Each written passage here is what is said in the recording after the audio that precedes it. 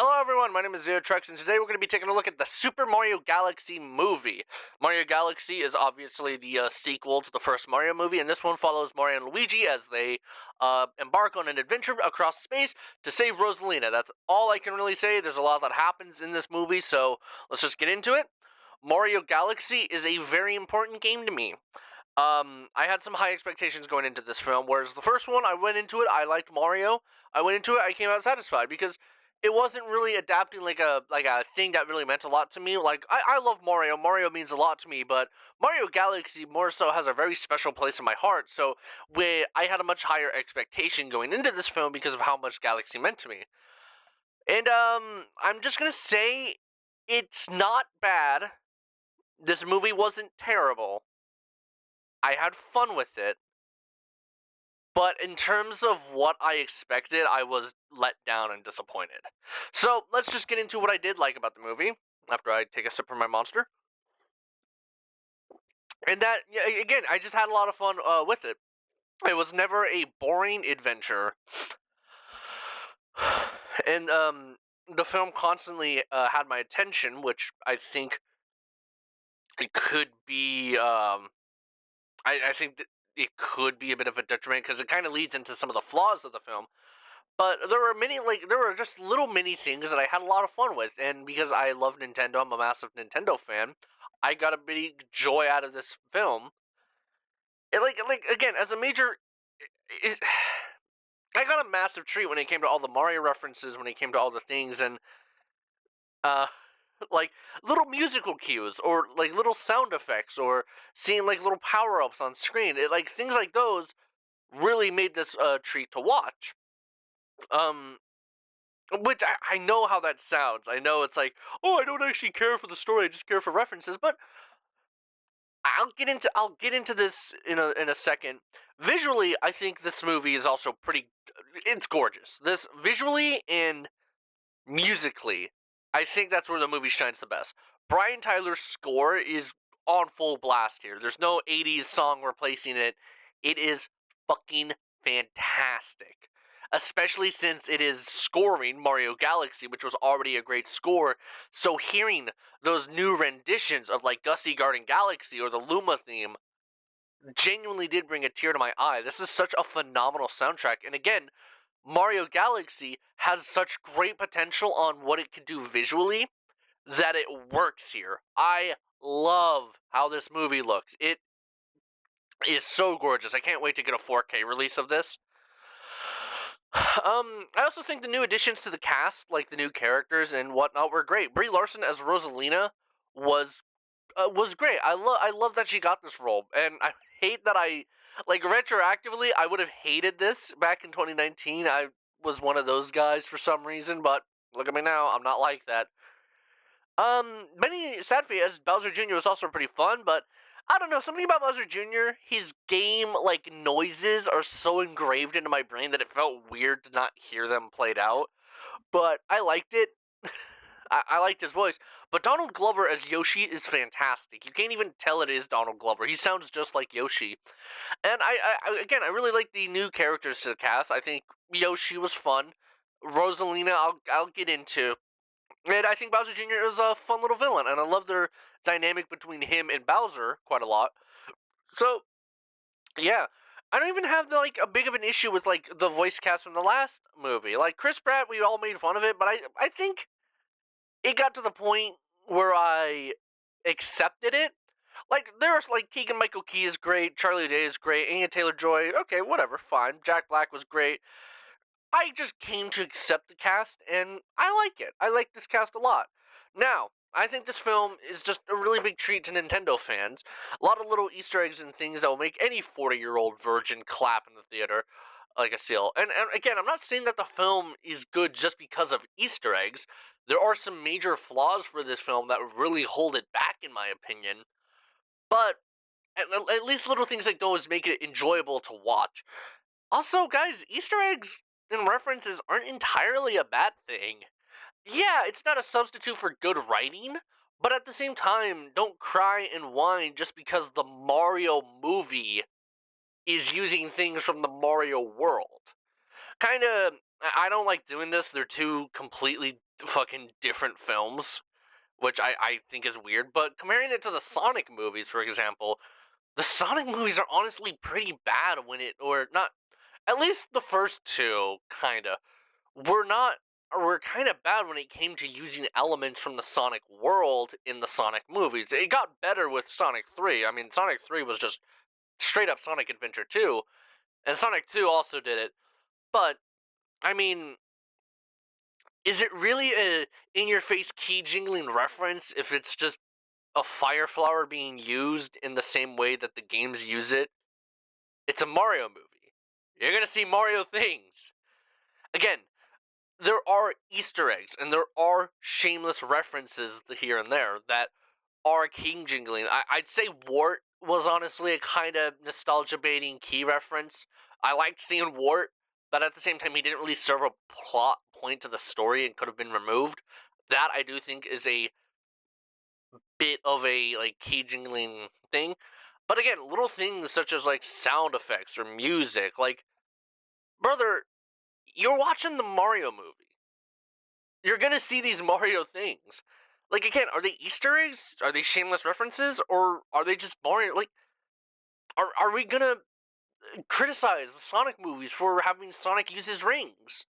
Oh, that's an Easter egg. No, that's just part of the Sonic world being used in the Sonic movie. I just think the hate and criticism for these movies is so blown out. I think this film is actually, I will say, I think this one's worse than the first one. The first one had flaws, yes. I had issues with that. But this one, I think, had worse issues. But come on, guys. Y'all are acting like these movies killed your fucking dog or something. Like, y'all, like, again, this movie's flawed. I'm gonna get into it. I'm gonna get into it with spoilers, because there's things that really do piss me off. I'd rather not be saying, but some of y'all act like this is, again, y'all act like this is the worst movie to ever come out. Like, guys, watch fucking Food Fight or something. Or we just got Five Nights at Freddy's 2. That was garbage. That was a bad movie. I had fun with it. I enjoyed it. But I can actually sit there and think about the awful fucking script that it had and how bad of a movie it actually is. This, again, with my attachment to the IP, my attachment to the IP was why FNAF 2 wasn't, like, unwatchable garbage for me. But at the same time, I can also acknowledge that that film was bad. Like, let's just be real, it sucked as a movie that then tried shielding itself behind the idea that, oh, it's for the fans. And while while I had a fun time with that movie, I just think we hold these movies a bit too high in expectations of what it comes out when it sets to do. I know this might sound weird. Again, I'm going to get into the flaws and criticisms that I do think ruin this movie. I think it's okay for this movie to just be kind of turn your brain off amusement ride. That's, I mean, again, it's so hard to say because were we expecting the Mario movie to be that deep? I mean, we should expect it to have good writing, that's for sure, but a lot of people, what I see is that they act like this movie should just honestly have like these thought-provoking questions, like challenge me as a reader. Well, guess what, Baizano? I'm not gonna do that. Like, I think I've seen some valid criticism for this movie, and with the first one, but again, y'all are kind of blowing it out of proportion here. There's just worse movies out there. Be for real. Anyways, here's what I didn't like about the movie. Yeah, I'm not gonna sit here and glaze it because I actually have a lot of issues with this. First off, the pacing. Wow, that was garbage. The first movie had a pacing issue. For example, Mario meets Peach, they're instantly on the adventure.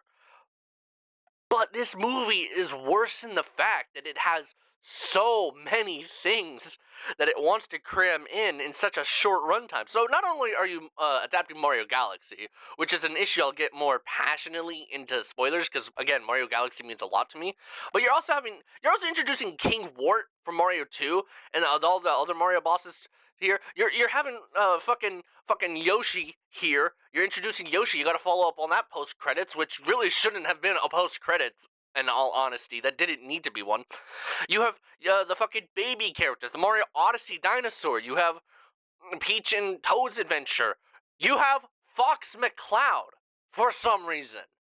I liked him in this movie. I thought Fox McCloud was cool. He didn't need to be in the film, though. He didn't need to be in the Mario movie. That's so weird. Like, and you're cramming too much into this film, and the ending especially just breezes by like, all right, movie's over. Movie's over. They defeated the threat. Movie's over. Especially, like, it hurts the movie. And while the constant action is fun, I think the action sequences are great. In what makes the movie engaging, it feels a bit insulting. Like, if we actually have a minute to sit down, people are gonna get up and leave the theater. Like, no, no, no, no, no, no, no, come back, come back, come back. The movie's not boring. We promise, we promise. Like, again, it just feels like the movie is scared of you getting so bored, so it has to turn on 200cc for the plot, and things just go by too quickly. There's a scene where they crash on this planet, they meet Queen Bee, and it's over. It's over just like that. Like, they go to Queen Bee, blink, it's gone. It's over. She shows up, talks to them, and it's over in a minute. It just makes you question why have it. Like, she's a part of Galaxy's identity. Yoshi, you're covering up Galaxy. Here, cover up the other two games that I honestly don't like as much. I don't like Mario 64. I'm sorry, hot take. It did not age well. But you couldn't have fleshed out her scene more. She's not like a super engaging character, but you really couldn't have had that scene been more. Like, I liked seeing King Wart in the movie. Again, I think it's cool to just see him return in general. We haven't seen him since, I think, Super Mario Advance. Yeah, Super Mario Advance. I don't know those. But, like, in general, like, we haven't seen him in the Mario universe since Mario 2, and Mario Advance is just Mario 2. But we could have really cut that out in favor of more, like, Galaxy enemies. There's a scene where Yoshi comes in contact with a dinosaur from Odyssey. Why not cut that and have him fight Dino Piranha? Or have a scene where Mario's fighting King Caliente, or things to make it feel more like a Galaxy film. And let's just get into it. How did it feel as a Galaxy movie? Again, I went into this with a bit more of a harsher judging due to how I felt about Galaxy. And I'm not expecting this to be a one-to-one adaptation. If that was the case, we'd spend like 30 minutes of Mario on Gusty Garden chasing a rabbit and looking for the purple coins, and on those awful fucking ball missions where the motion controls are all just fucked up, or him on the Stingray. God, I hated those levels so much. But and my script says, as some fat kid throws his Wiimote on the ground. I will say this, in the theater, when they're using in the theater, when they were using the launch stars and flying through space, I found myself doing this. Like, I liked it. It was something as a joke for my friend. Like, I think they did utilize the Galaxy theming well. Again, the score and the visuals are amazing. They really complement the Galaxy theme. I loved it when they played the Luma theme for just a second. And it just feels as if the Galaxy story is being drifted away to do other things. Fox McCloud has more screen time than Rosalina. Rosalina was the worst part of this movie. This was actually the one thing that really pissed me off when it came to this. Not because she was bad. I loved all the scenes she was in. Brie Larson, I loved that she got to play Rosalina. But they shafted her so fucking hard. You turn Rosalina, a major character who helps you in the game, into a fucking plot device. You turn her into the damsel. Why? She never even meets Mario until the end of the film, and I feel bad for Brie Larson because this is such a fantastic role for her. But this is why not just have Bowser go after the Grand Star? Like, I know we did that with the last film with him going after the Superstar, but here it makes sense. I mean, that's from Galaxy. Again, well, do it again. I mean, it makes sense considering it is Galaxy. And again, I'm not expecting a one-to-one recreation of the game, but I at least want it to feel like the game that means so much to me. And her backstory, before we get into this, Mario Galaxy was a fun ride. But as an adaptation of the Galaxy name and theme, it fails on that aspect. It just goes by way too quickly, shoves way too much in for a short time, and it's just a roller coaster of a film. It's not bad by any means, and I do say it is a good film, but it's not amazing or blowing me away, and I honestly think it was a bit of a downgrade from the first movie. I'm gonna give it like a B. Hold on. I'm gonna give Mario Galaxy a B minus. Hold on. Mario Galaxy gets a B minus. All right, let's get into spoilers. Which dumbass at Nintendo who at the story thought, hey, let's make Peach and Rosalina sisters? This was my biggest concern when it came to her backstory. It's here. They have her read the backstory, her storybook in the Luma theme plays, but I honestly wish that in like what we got, we got the dead mom backstory. Like even if they left that out, if she just got estranged from her family or whatnot, making Peach her sister was just so fucking stupid. It wasn't in any of the games. You're establishing this like 10 years after the character was introduced, nearly 10 years, nearly 20. This was just, it was a stupid theory that completely, in my opinion, it's like baby Rosalina. Why baby Rosalina is offensive to me. Because you're completely disregarding in spitting all over her backstory. It feels as if you are diminishing the impact and importance. I feel like this was Miyamoto's choice because I feel like Miyamoto didn't like her backstory because it was done behind his back. Remember, that was done without him knowing. It's just such a also you're gonna make any Peach and Rosalina shipping fan art for the last 20 years fucking weird. So it just makes it's a stupid change that I honestly dislike so much. It's like they went on the internet, looked at Matt Pat's Peach Mom theory or whatever the fuck it was, and said, "Hey, let's do something about it. Let's do something like that." Like I think this is the worst part of this movie. I really do think this is stupid to make Peach and Rosalina actually sisters. It just feels like a bad fan theory come to life. So, what else? Let's see. So, Dry Bowser was cool and unexpected. I don't know why, I just never expected him to show up, but it's cool that he showed up. This movie's really overwhelming to talk about. There's like a lot of spoilers, a lot of things. So, let's talk about Fox, like real quick. Why is he here? Like, it's cool to see him. Like, they invited Star Fox. He's not even from the same series as me. The intro, like his intro was cool. I liked it. There was also Rob, and I thought the joke of him being really slow was funny. And the Pikmin were cute to see. Mr. Game & Watch makes a cameo, which really caught me off guard. I feel like they're doing a Smash Bros. Film. I really do feel like they are building up for a Smash Bros. Film, but I don't know how exactly. Anyways, it's just so weird to see Star Fox in this movie because again, he gets more screen time than Rosalina. He's not even in this series. I don't know how to feel about him. Cause like his inclusion in the film isn't bad. It's not like they fumbled him as a character. It's just weird to see Fox McCloud, a character not from. That's like if Link showed up or Mega Man. That's like if we got Pikachu in this movie, you know. But yeah, I do think they're gonna do a Smash Bros. Film. That's what they're doing. They introduced I'm not introduced this like, oh yeah, Rob. God, how many fucking Smash Bros. Characters were in this movie? I'm trying to think. Olimar. Not Olimar wasn't in it, but the Pikmin were Rob. All the Mario characters, yeah. Okay, so let's go talk about the credits and where I think this film could go next. So yeah, this movie is a Galaxy film. Galaxy feels like the final frontier, the big end to a trilogy. So I feel like what you would do for a third film would be a bit of a step down, depending on. Oh, hey, wait, could you see Bowser? I didn't even realize. A bit of a step down. So first off, there's this one where that annoying Luma from the first movie is taunting Dry Bowser and Bowser Jr. in jail. Funny. The other has a monkey, which I don't remember what that fucking monkey is from. I think it's from Mario 64, where he like steals your hat. Not the contour that steals your hat. I think there was another. I think there was like a monkey in Mario 64 that also steals your hat. He's stealing in Gateway Galaxy, which was funny to see. And he gets punched by Daisy. Yeah, Daisy. I kind of expected to see her in the post credits. I think she looks fine. Honestly, would have preferred if she was a bit darker. But I'm curious on what the third film will be. A lot of people think it's a Smash film, and I just think it's gonna be Mario Land.